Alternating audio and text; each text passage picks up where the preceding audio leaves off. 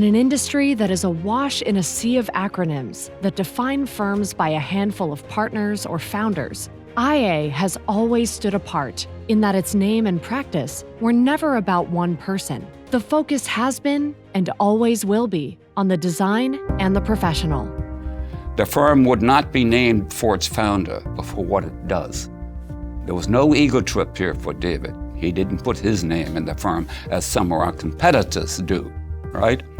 I wanted those that make up IA to consider the firm theirs. And if you listen to him and when he received some of his awards, where he was called a star, and he said, he's not a star. Everyone else in the firm, they're stars. And that's his personal philosophy. In 35 years, everything about how we conduct the business of interior architecture has changed, but nothing has about why. Well, I think, IA's competency has always been these brilliant strategic interiors, right? And workplace being the sweet spot. But my experience in talking to folks like Tom Powers and David Morning, it's about who IA is, and it's the people. It's a culture built not only on talent and expertise, but a culture built on incredible people who give a damn about design. It was true in the 90s and remains true today, which is their product is exceptional. But for me, that's a baseline for any design firm. IA stands out, or why IA stands out is because of their client-centric focus.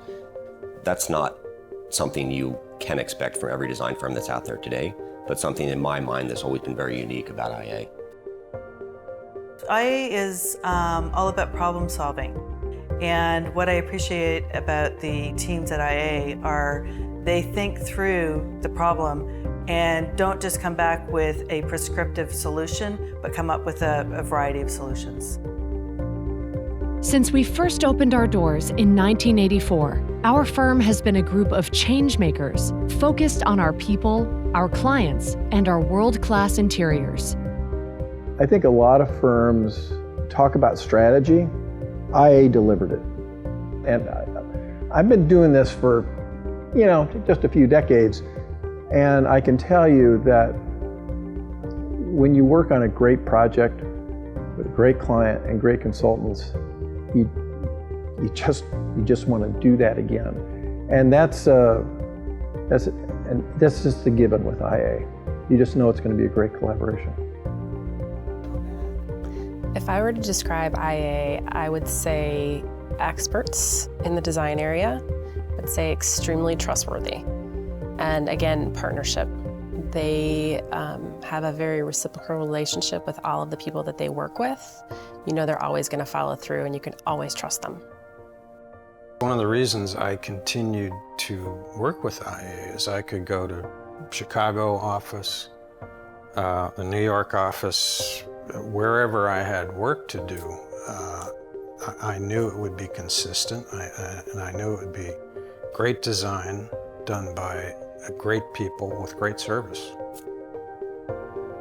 As one IA, we owe a debt of gratitude to our team of like-minded individuals. To those individuals, we say this: continue to be agile, confident, and humble, investing often and with your heart.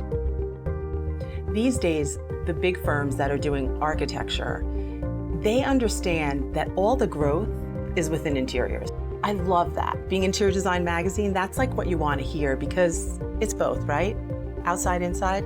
Well, the fact that IA has dedicated its history to doing interiors, hey, it's nice to be the leader, right?